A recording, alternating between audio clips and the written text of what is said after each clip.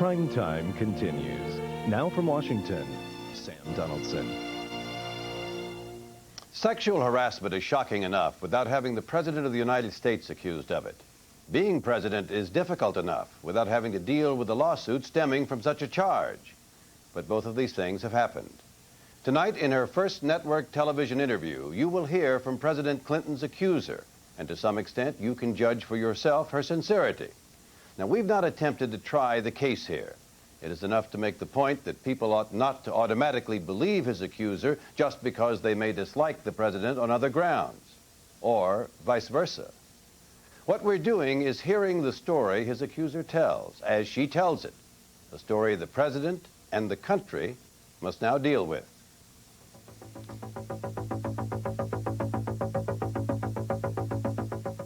Ms. Jones, a lot of people think that you're just trying to get the president. No, I'm not. I haven't got a suit filed against the president. It's against Bill Clinton. Just because he's president. But he is the president. That's right, but the president is not, I don't feel, over the law. And he needs to tell the truth. And he needs to pay for what he's done. Paula Corbin Jones, age 27, now married, claims that in 1991, when she was single and working for the state of Arkansas, then Governor Bill Clinton sexually harassed her in a vulgar manner. Because she's now filed a public civil suit against the president, she's become the hero, some would charge pawn, of many of Mr. Clinton's longtime political opponents. White House aides have called her a liar and pathetic. Robert Bennett, Mr. Clinton's private lawyer, put it this way. The president adamantly denies the vicious and mean-spirited allegations in this complaint. Quite simply, the incident did not occur. On the same day, President Clinton made his one and only public comment about the charges. Bob Bennett spoke for me, and I'm going back to work. I'm not going to dignify this by commenting on it.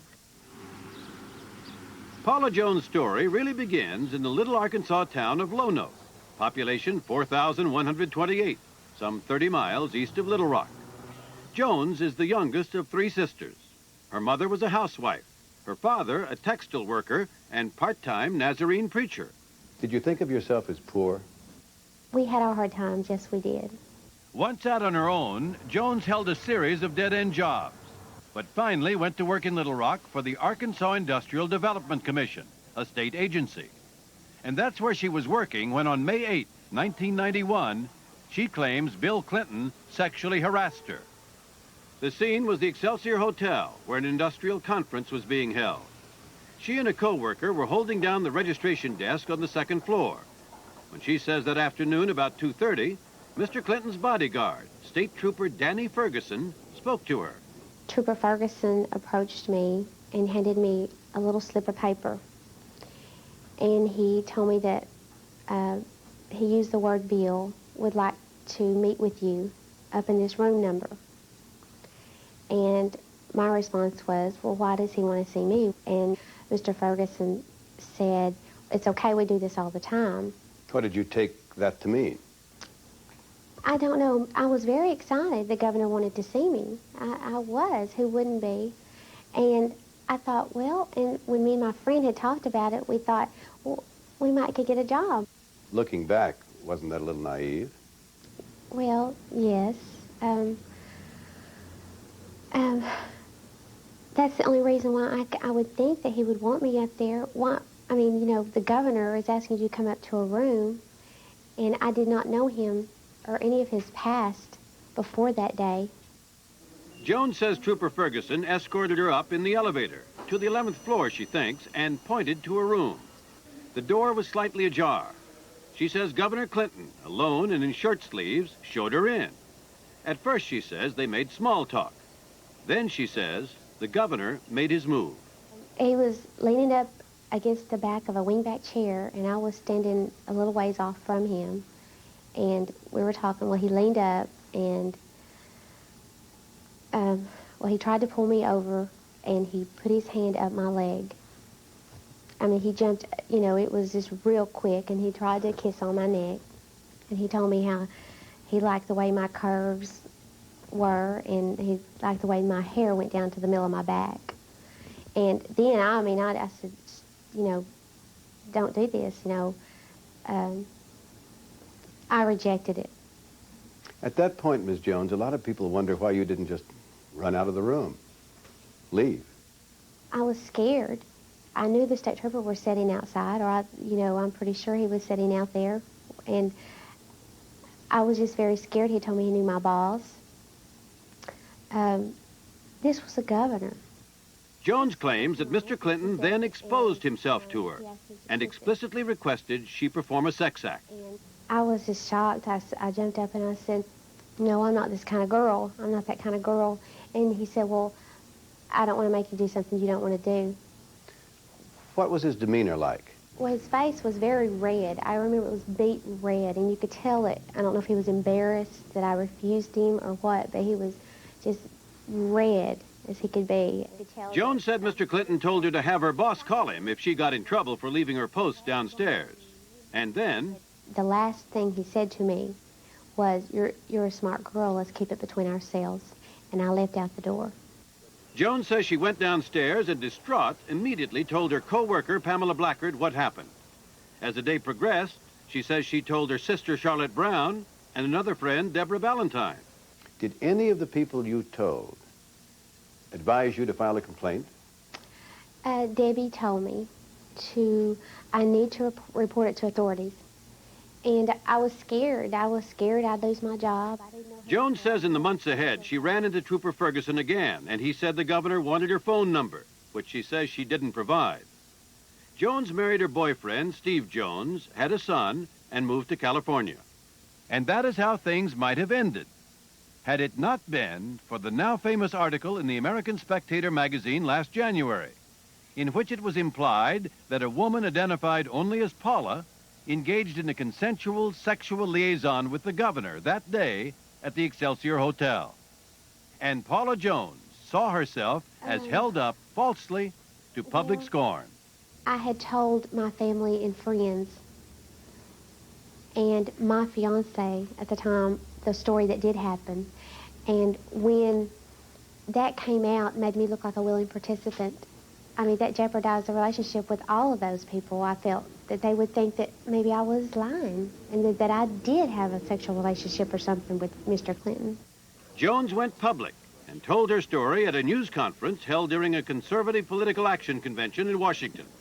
She was surrounded by arch enemies of Bill Clinton, including Cliff Jackson, the same Little Rock lawyer who back in 1992 propelled the Clinton draft issue into the spotlight. But when you came forward, you did so surrounded by the president's political enemies. Did it occur to you that people would suspect your motives? Those are the only people that are coming to my defense. There's not any Democrats that are wanting to support me. I was just wanting to tell my story, and I'm thankful that the conservatives let me use their podium to tell it on. But do you think these people care about you, or are they just using you to get Bill Clinton? I don't know, but I'm not in with them. But you are in with them. You appeared with them. But I was just there. I wasn't a conservative. I didn't even know what a conservative was. Who did you vote for in the last election? Mr. Bush. That was my first time I ever voted, and I registered to vote just so I could vote against Bill Clinton. Jones' lawyer Daniel Traylor tried to reach an out-of-court settlement with the president's attorneys. Among other things, he asked for money. But no settlement was reached. And last month, on May 6th, Paula Jones filed a lawsuit against President Bill Clinton and Trooper Danny Ferguson, claiming they had violated her civil rights, had intentionally caused her distress, and had defamed and were continuing to defame her. The reason I filed the complaint is because I asked for an apology, and I didn't get an apology. And instead he called me pathetic and a liar. And that I felt that to get my reputation back and to do what's right and to get my good name back, I had to file a suit against him. Trooper Ferguson, in a response filed last Friday with the court, admitted riding up the elevator with Jones and pointing to a room. But he said Jones was the one who was interested in the governor, rather than the other way around. He says, first of all, you said to him that afternoon that you thought the governor was good-looking and had sexy hair. Did you say that? Not at all. I did not even speak to Mr. Ferguson about Mr. Clinton before he come and approached me and give me the note. Well, Not he at all. denies giving you that note. Well, he gave the note to me. I wished I had it still. He denies saying the governor wanted to see you. Well, you know, I know the truth, and Mr. Ferguson knows the truth. And it turns out there is a third person who may know what was said. Pamela Blackard, the co-worker with Jones at the registration desk, in a telephone interview with Prime Time, supports Jones' version. Danny Ferguson handed her a piece of paper, and it had a number on it. He said that the governor would like to see you up in this room. And she said, well, what does he want? And he said, oh, he'd just like to meet you, and it's just routine. This happens all the time. Trooper Ferguson says that you came downstairs after about 20 or 30 minutes, and you asked him whether Governor Clinton had a girlfriend, and he said no, and you said that you were willing to be the governor's girlfriend. Isn't that ridiculous? I mean, you would think if it went very well in the room, why didn't I tell Mr. Clinton I wanted to be his girlfriend myself? Why would I wait to go and hunt a state trooper down to tell him that I wanted to be his girlfriend? That did not happen. I did not. But it is not speak just to Mr. Ferguson who raises questions about Jones.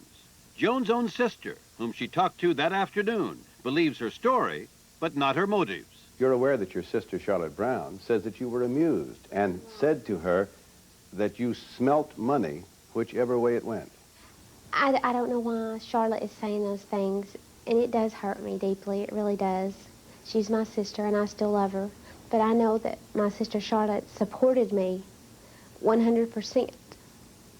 But she says that from the very beginning, you were really in it for the money. I've never spoke to her or anyone that I wanted the money. Never. Miss Jones, as you know, her husband, Mark Brown, has painted you to the news media as a loose woman. And it's wrong. I mean, I am not that type of person, and I never was, and I never will be. In her court suit, in an effort to show that she suffered retaliation for refusing the governor's advances, Jones says that after the incident, she was treated in a hostile and rude manner at work, shifted to a dead-end job, and, unlike others, received no merit raises. It turns out that isn't quite true. You're aware that in the complaint filed with the court, you say that you got no merit raises. But you did get one, according to a document that we have at ABC News. Well, they're still checking in on those, the record, and whatever the record shows. I mean, that's what will be. If you got a merit raise, wouldn't that suggest that they weren't retaliating against you? Well, I guess I just feel that way because even a real close coworker, she had gotten several when I would, maybe to my one. Ms. Jones, would you be willing to take a lie detector test, a polygraph examination? Yes, I have taken one. Jones' lawyers arranged for a polygraph examination, which they say she passed. Now, she wants the president to take a polygraph test. Why shouldn't he if he's telling the truth? He should be more than willing to take one if he's telling the truth. And Mr. Ferguson, too. But wouldn't that turn it into a circus? Maybe. I mean, the President of the United don't States know. we're talking about. Well, that's right. But You just say because that he's the president doesn't mean that he can't take a lie detector test. What harm's that going to do? What do you want from Bill Clinton? A public apology. That's all I've asked for in the first place, was an apology. Well, you've asked for $700,000 in cash money. Well, that's, and if there's any money whatsoever left over after the legal expenses are paid, that will go to a charity. What about radio and television appearances, a book contract, lecture fees? I have not been offered anything of that nature at all. If you are offered money for that, would you give that to charity also? Yes, but you know that's not what this is all about, is the money. I'm not in it for the money. Is it too late to settle? Well, if he was to make a public apology and it be what I want, for him to let people know that I did not do anything in the room that was sexual of any nature. Well, what if he agreed to that but did not have to agree with you that he had made some untoward overture? I would have to think about that. Whether or not I would, drop a lawsuit because of that, I would have to think about it. So the president may have to answer Jones' charges in court, and many people believe that's the way it should be. But others argue, and there is at least one court case supporting them, that civil suits against the sitting president ought to be postponed until he leaves office, on the grounds his time is too valuable to the whole country. We asked Ms. Jones what she thinks about that. Isn't it true that your suit damages the president's credibility and may harm United States interests if he can't carry out the burden of his office in foreign affairs, on health care? Does it bother you that may hurt the whole country? No, he's the one who did this to himself. I'm not doing it to Mr. Clinton. Well, what about the country? Are you more important than the country? No. How do you think this is going to play out in the future? In your life, in the life of your son? I just hope my son will know that I did this for him and for my reputation, for my husband, for my family, to let people know that what the real truth was and what did really happen in that room on May 8th of 1991. The president's lawyer is expected to argue that this case should be dismissed, or at the very least postponed until Mr. Clinton leaves office. But if those motions fail, then Paula Jones will get her day in court, along with the president, and the country will be watching. Federal civil lawsuit against President Clinton on May 6th, the first such lawsuit ever filed against a sitting president. She accuses him of making, quote, persistent and continuous, end quote, unwanted sexual advances during a 1991 business conference in Little Rock when he was governor of Arkansas. Jones is asking for $700,000 and a public apology, but her allegations can be viewed in a political as well as a personal light. Her story first surfaced last year in the conservative journal American Spectator. Jones' first news conference last February was organized by a longtime Clinton critic, Cliff Jackson. I spoke with Paula Jones earlier this week, and I asked her why she waited 3 years to come forward. I probably would have never came out on my own if they hadn't tainted me as a woman that would do those kind of things, which I did not. And all I wanted to do was clear my name and make sure that people knew that I did not do those things. Now, as you know, your sister and brother-in-law, among others, are saying you did this for the money. You're asking for $700,000. And if there's any of that money left, that is going to go to the charity, a charity of my choice. I am not in it for the money. It's not about the money. It is about getting my good name and my reputation back. But do you think you can get that with this lawsuit and with this kind of publicity, this lawsuit against the president, unprecedented lawsuit against the president? Well, all I asked for was an apology. I did not want to file this at all. All I wanted was an apology and an acknowledgement that, yes, he did invite me up to his room instead of saying that I was a pathetic liar and all that. That's all I asked for, and he can't admit to any of that. And I did not want to do this, and that's the only way I felt that I could take action was to do this. There is a businessman in Little Rock, George Cook, who has said in a sworn statement that your former attorney, Daniel Traylor, told him that he took on the suit for money, and he also said to him it would help if President Clinton got Paula a job in California. It's by choice, and I want to stay home with my little boy. I love to stay home with him, and it's by my choice only that I want to stay home with my little boy. If I wanted a job, I'm sure I could find one, but I don't want to have to work in California. Did your attorney say that, do you think? Or do you know if he said that? Is that what you thought?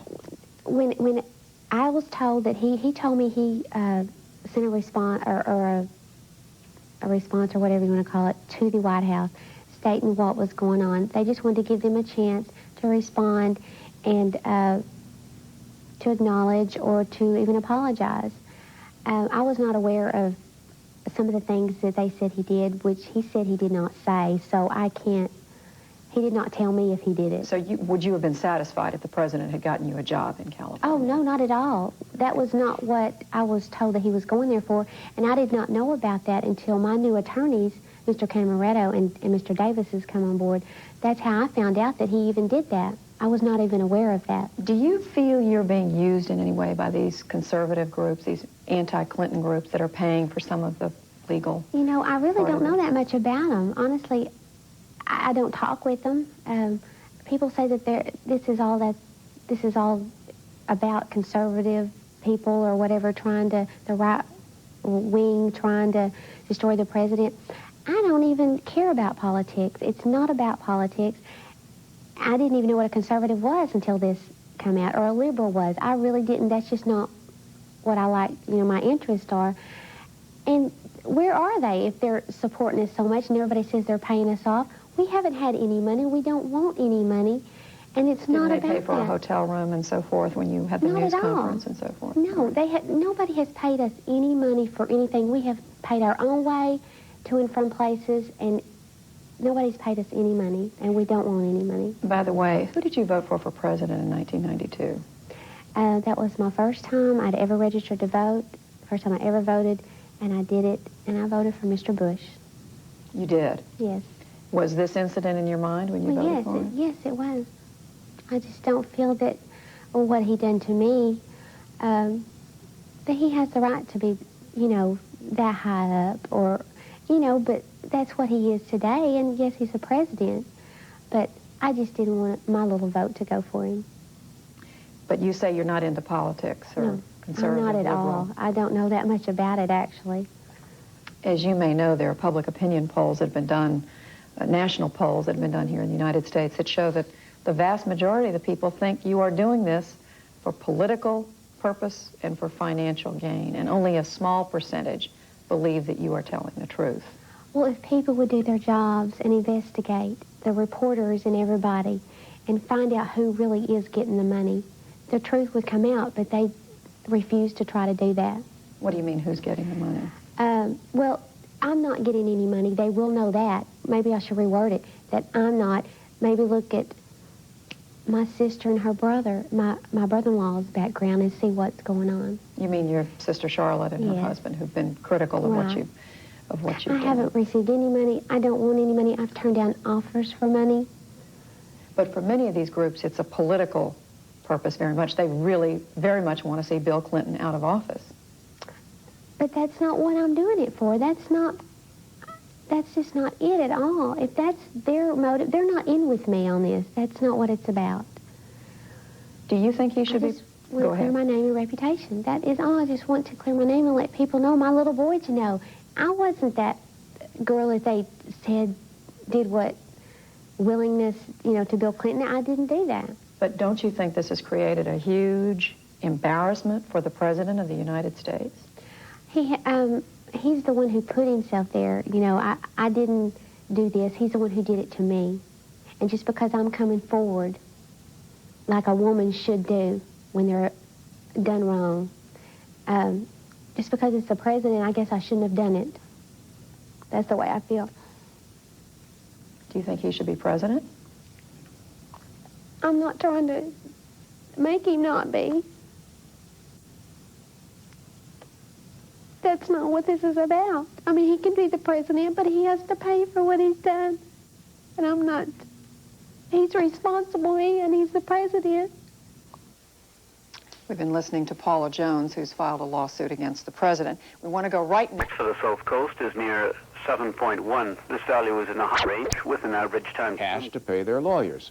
Send donations to 1600 Pennsylvania Avenue, the White House. Well, our senior White House correspondent, Wolf Blitzer, reports on why the Clintons may soon be passing the hat.